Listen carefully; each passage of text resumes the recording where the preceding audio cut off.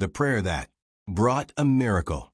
1 Samuel 7, verses 7 to 12.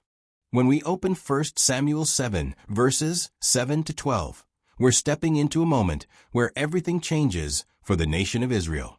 This passage is not just about ancient warfare. It's about what God does when His people return to Him with their whole hearts. It's about fear turning into faith and battles turning into testimonies. Before the Philistines even appear in the story, something important has already happened. Under Samuel's leadership, Israel finally wakes up spiritually. They gather at Mizpah to fast, confess their sins, and recommit themselves to the Lord. After years of rebellion, idolatry, and spiritual dryness, the people are now turning their hearts back to God. But it's often at the moment we start going back to God that the enemy begins moving against us. And that's exactly what happens here. The Philistines see the Israelites gathered, unarmed, vulnerable, praying, and they think, now is the perfect time to attack. But God has a plan bigger than their fear. Verse 7 says that when the Israelites heard the Philistines were coming, they were afraid. And who wouldn't be? They had no weapons. They had no strategy. They had lost battles before, even when they brought the ark into the field. Emotionally, spiritually, militarily, they had reasons to fear. But this time, their fear drives them to the right place.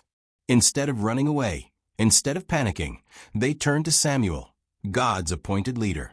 Sometimes God allows fear not to destroy us, but to redirect us back to Him. In verse 8, the people cry, "Do not stop crying out to the Lord for us." This is a major shift in Israel's heart. For the first time in a long time, they recognize their weapons cannot save them. Their military experience cannot save them. Their past victories cannot save them. Only God can save them. Fear has turned into humility, and humility has turned into prayer. Let me tell you, one of the most powerful places you can ever be is the place where you say, "Lord, I can't do this without you." Samuel takes a lamb and offers it as a burnt offering. That offering represents total surrender. A burnt offering wasn't partly kept. It was wholly given to God. And that's exactly what Israel is doing spiritually, giving their whole hearts back to God. Then we read one of the most beautiful lines in this chapter. And the Lord answered him. God didn't answer because Israel was strong. He answered because they were surrendered.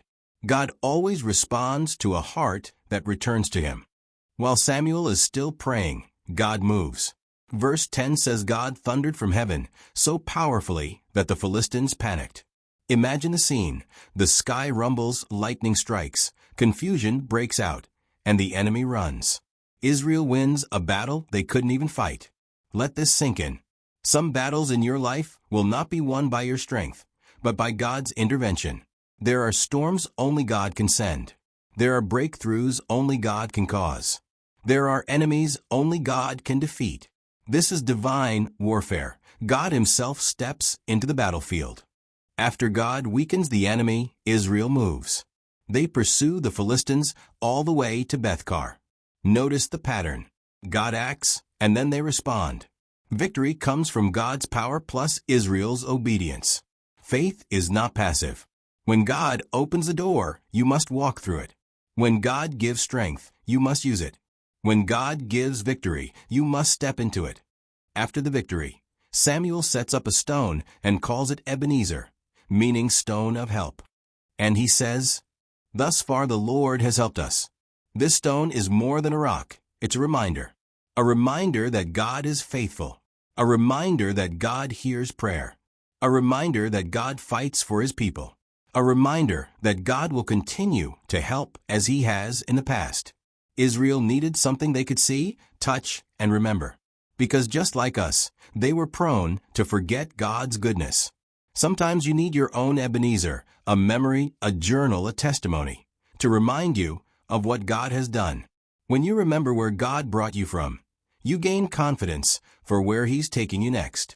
1 Samuel 7 verses 7 to 12 is the story of a nation that finally returned to God. Fear came, but it pushed them to prayer. Prayer rose, and God answered.